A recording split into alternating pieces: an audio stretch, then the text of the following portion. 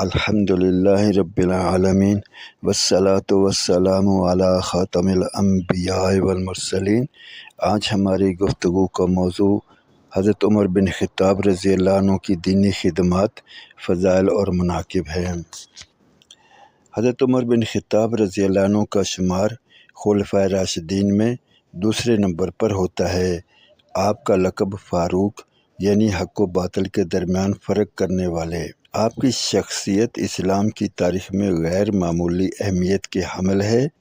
آپ کے قبول اسلام سے مسلمانوں کو ایک نئی قوت ملی اور آپ کے دور خلافت کو اسلامی حکومت کا سنہرا زمانہ قرار دیا جاتا ہے۔ حضرت عمر بن خطاب رضی اللہ عنہ نے رسول اللہ صلی اللہ علیہ وسلم کی دعوت پر لبیک کہا تو مسلمانوں کے حوصلے بلند ہو گئے۔ اس وقت مسلمانوں کی تعداد بہت کم تھی اور وہ خفیہ طور پر عبادت کرتے تھے۔ حضرت عمر رضی اللہ عنہ کی ایمان لانے کے بعد مسلمان پہلی بار کھلے عام صفوں کی صورت میں خانہ کعبہ میں نماز پڑھنے لگے۔ اس موقع پر آپ کو الفاروق کا لقب عطا ہوا۔ نبی مکرم صلی اللہ علیہ وسلم کے وصال کے بعد حضرت ابوبکر صدیق رضی اللہ عنہ نے خلافت سنبھالی۔ اس کے بعد سن 13 ہجری میں حضرت عمر رضی اللہ عنہ خلیفہ بنے اور آپ کا دور خلافت تقریباً 10 سال یعنی 13 سے 23 ہجری تک ہے، جس میں اسلام کو بے مثال ترقی نصیب ہوئی۔ آپ کے دور میں قرآن مجید کی تلاوت اور تعلیم عام ہوئی، مساجد تعمیر ہوئیں، قاضی، گورنر اور بیت المال کے نظام کو باقاعدہ بنایا گیا۔ آپ نے عدل و انصاف کی ایسی مثالیں قائم کیں کہ غیر مسلم بھی آپ کو انصاف کا پیکر تسلیم کرتے تھے۔ حضرت عمر بن خطاب رضی اللہ عنہ کے دور خلافت میں اسلامی سلطنت شام، عراق، مصر، ایران اور بیت المقدس تک پھیل گئی۔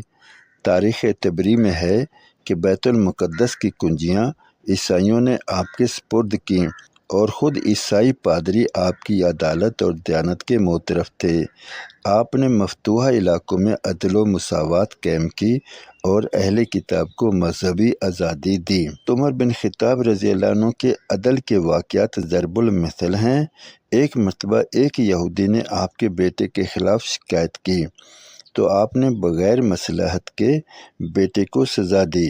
قرآن مجید میں رب تعالیٰ جل شانہ سورہ المائدہ میں فرماتے ہیں کہ اے ایمان والو، اللہ تعالیٰ جل شانہ کے لیے عدل کے ساتھ کھڑے ہو جاؤ اور انصاف کی گواہی دو۔ حضرت عمر رضی اللہ عنہ نے اپنی خلافت میں اس آیت پر مکمل عمل کر کے دکھایا۔ حضرت عمر رضی اللہ عنہ کے علم اور بصیرت کے بارے میں نبی مکرم صلی اللہ علیہ وسلم نے ارشاد فرمایا، ترمذی شریف میں ہے کہ اللہ تعالیٰ جل شانہ نے عمر کی زبان اور دل پر حق جاری کر دیا۔ اسی طرح ترمذی شریف کی ایک اور حدیث میں نبی مکرم صلی اللہ علیہ وسلم نے ارشاد فرمایا، اگر میرے بعد کوئی نبی ہوتا تو وہ عمر ہوتا۔ حضرت عمر رضی اللہ عنہ کی دینی بصیرت اور فضیلت پر روشن دلیلیں ہیں۔ آپ کا مرتبہ، مقام اور مناقب بہت زیادہ ہیں۔ ترمذی شریف میں نبی مکرم صلی اللہ علیہ وسلم کا ایک ارشاد منقول ہے کہ میرے بعد ابوبکر اور عمر کی پیروی کرو۔ اس سے ظاہر ہوتا ہے کہ حضرت عمر رضی اللہ عنہ کا مقام امت میں رہنمائی اور خلافت میں نہایت بلند ہے۔ 23 ہجری میں آپ کو نماز فجر کے دوران ایک مجوسی غلام ابو لؤلؤ فیروز نے شہید کیا۔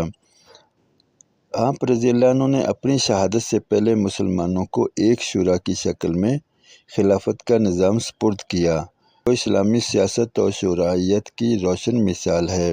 حضرت عمر بن خطاب رضی اللہ عنہ کی دینی خدمات اور عدل و انصاف تاریخ اسلام کا عظیم سرمایہ ہیں۔ آپ رضی اللہ عنہ کے دور خلافت کو ایسی اسلامی ریاست کی بنیاد اور ترقی کا سنہری باب کہا جاتا ہے۔ آپ رضی اللہ عنہ کے دور خلافت کو اسلامی ریاست کی بنیاد اور ترقی کا سنہری باب کہا جاتا ہے۔